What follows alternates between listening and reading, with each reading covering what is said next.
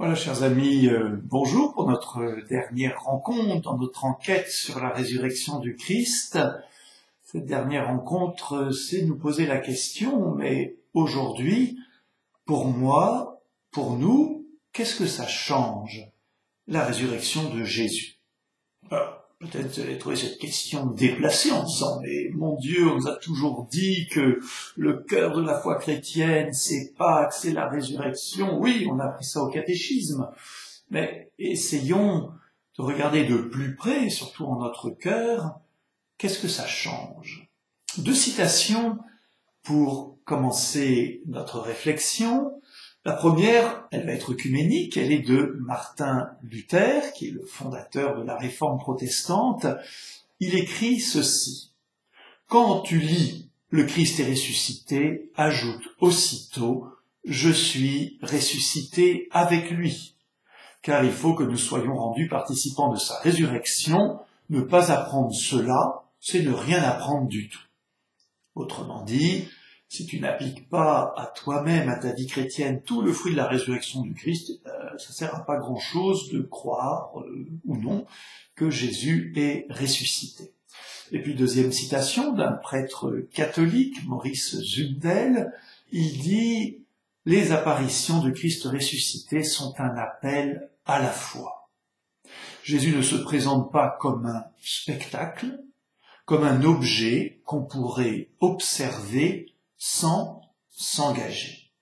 Autrement dit, tout ce que nous partageons sur la résurrection, c'est pas par curiosité. C'est fondamentalement parce que la résurrection de Jésus entraîne la nôtre, pas seulement plus tard, mais dès aujourd'hui. Alors, pour aborder cela, 4 points. Le premier, bien sûr, la résurrection, ça veut dire que Jésus est vivant, mais ça veut dire aussi, deuxième point, que nous sommes déjà en chemin de résurrection avec lui. Et puis troisième point, que à la fin de notre vie terrestre, nous sommes appelés à la résurrection.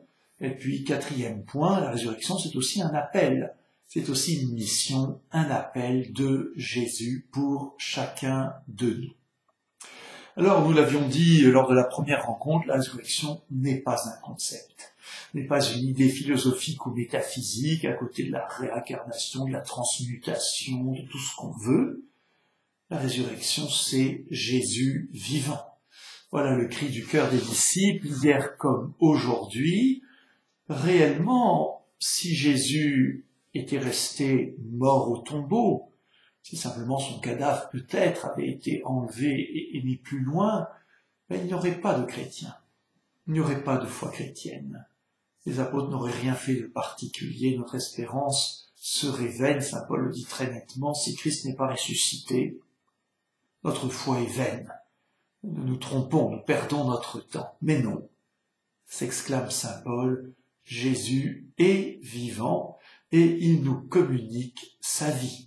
Le Seigneur vient et il était là au milieu d'eux. Quand 2 ou 3 sont réunis en mon nom, je suis là, vivant, agissant au milieu de vous. Alors, puisque Jésus est vivant, eh bien, nous sommes déjà ressuscités avec lui. Ça peut me paraître bien surprenant cette affaire-là. Après tout, j'ai pas terminé le cours de ma vie terrestre. Je ne suis pas au ciel, je ne suis pas au paradis. Mais rappelez-vous, ce qui est magnifique dans la résurrection du Christ, que nous célébrons à Pâques, c'est qu'elle va entraîner la résurrection des disciples, hommes et femmes. Le soir du vendredi saint, après la mort de Jésus sur la croix, ce sont des hommes et des femmes anéantis, détruits, morts en un sens, même s'ils continuent à vivre. Mais ayant rencontré Jésus ressuscité, Jésus les ayant rencontrés, très très rapidement, ils sont transformés.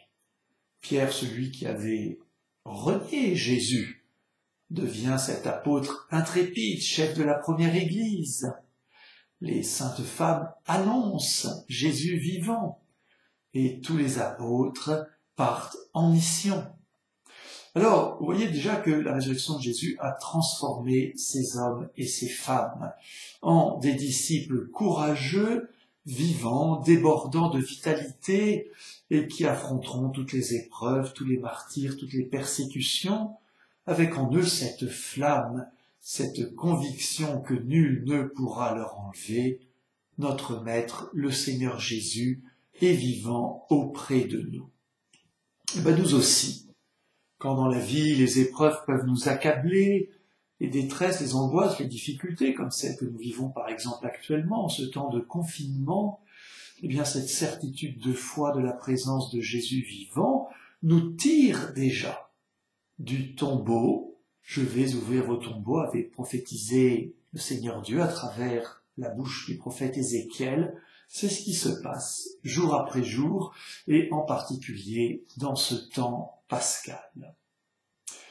Déjà ressuscité avec Jésus, déjà vivant de cette vie nouvelle, nous sommes bien sûr aussi appelés, à la fin de notre vie terrestre, quand nous passerons dans ce monde nouveau, à ressusciter à l'image du Christ. Écoutons les témoignages de saint Paul dans l'Épître aux Philippiens, chapitre 3, verset 20. Nous sommes citoyens des cieux.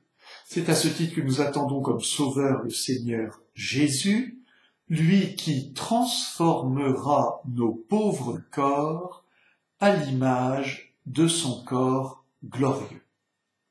Autrement dit, toutes les caractéristiques magnifiques de ce corps glorieux de Jésus seront celles de nos corps ressuscités.